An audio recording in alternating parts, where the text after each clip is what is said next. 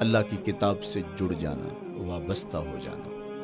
جب ہم کتاب اللہ سے وابستہ ہو جائیں تو پھر ہمارے باطن کی اور نفس کی تربیت ہوتی ہے، اور پھر ہم وہ مطلوب انسان بنتے ہیں جو ہمارا رب ہم سے تقاضا کرتا ہے۔ تو اس لیے ہمیں اپنی زندگی میں اس چیز کو لازم کر لینا چاہیے کہ ہمارا کوئی بھی دن قرآن مجید کی تلاوت کے بغیر نہ گزرے۔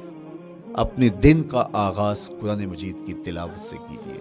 سورہ یاسین سے جو اپنے دن کا آغاز کرتا ہے، سارا دن اللہ کی امان میں رہتا ہے، اس کی حفاظت میں رہتا ہے۔ اور اپنی شب کا آغاز سونے سے پہلے سورہ الملک کی تلاوت کریں، آپ ساری شب اللہ کی امان میں، اس کی حفاظت میں رہیں گے۔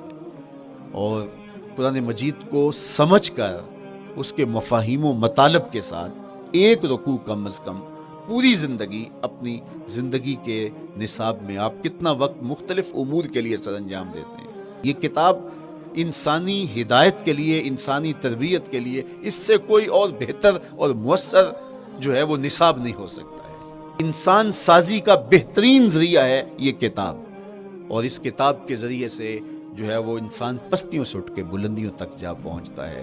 اقبال نے تو کہا کہ گر تمی خواہی مسلمان زیستن، نیست ممکن جز بقرآن زیستن۔ اگر تو مسلمان بن کے جینا چاہتا ہے تو قرآن کے بغیر ایک قدم بھی نہیں چل سکتا۔ تو آگے چل کے اسی نظم میں کہا کہ فاش می گوئم آنکھ در دل مزمرست، این کتاب نیست چیزیں دیگرست۔ اگر میں کھل کے بیان کر دوں جو میرے سینے میں چھپا ہے تو میں تجھے بتا دوں کھل کے، یہ کتاب نہیں، یہ کوئی اور ہی شے ہے۔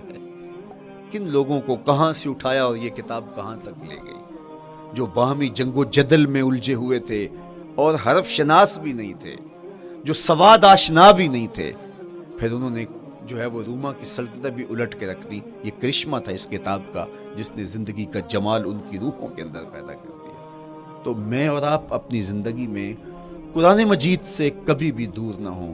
روزانہ کی بنیاد پہ آپ تلاوت کلام مجید اپنی زندگی میں شامل رکھیں۔ انشاءاللہ اس کے اجالے دنیا میں اور آخرت میں آپ اپنی آنکھوں سے مشاہدہ کریں گے۔